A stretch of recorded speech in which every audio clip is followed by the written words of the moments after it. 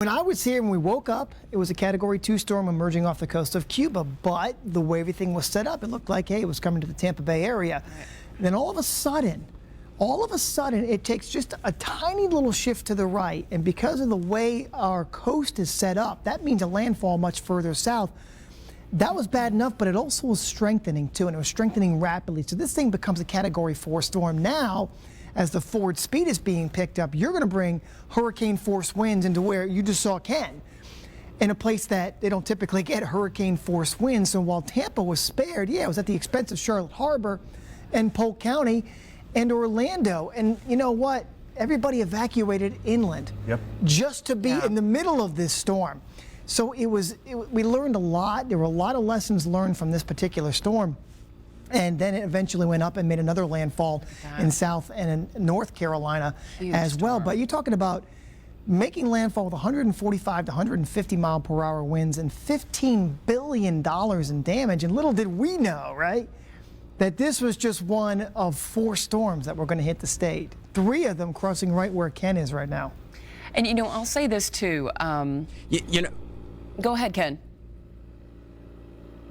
Oh, I was going to say, you know, it's really kind of hard to wrap your arms around how big of a deal this is unless you're in the middle of it. And I can tell you a little story.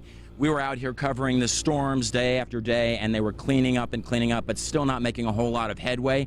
And somebody from Tampa, a photographer, came in and saw a couple of trees that were down in Lakeland and said, "Oh, now I get it." And I thought, brother, you don't get it at all. I mean, that's nothing in comparison to the scope of this whole thing.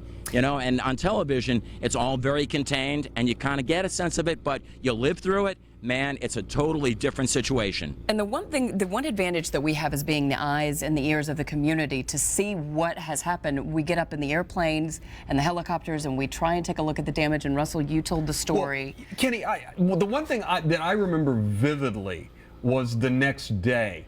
And at the time, Randy Powers was working for us, and we had Skyfox up, and we were just basically flying over Polk County. And I found out later that a lot of people who live and work at Bok Tower, live around there, work there, they didn't know how badly it might have been damaged if it was even still standing. That's how worried they were. And the first glimpse they saw of Bok Tower was from Randy Powers' helicopter. And a lot of people were relieved. I mean, you look at it now and you go, what could knock that thing over? But let's face it, that was a big storm, right? Right. We were in the same situation where you go to a neighborhood and you say, oh my gosh, this has got to be the worst. You go to the next neighborhood and you say, this is worse than the last one. Then you go to somebody else's house and there's not a house there anymore. So it's really kind of piece by piece, puzzle pieces coming together. And when you take a look at the big picture, you go, oh my gosh, that's what just happened to us.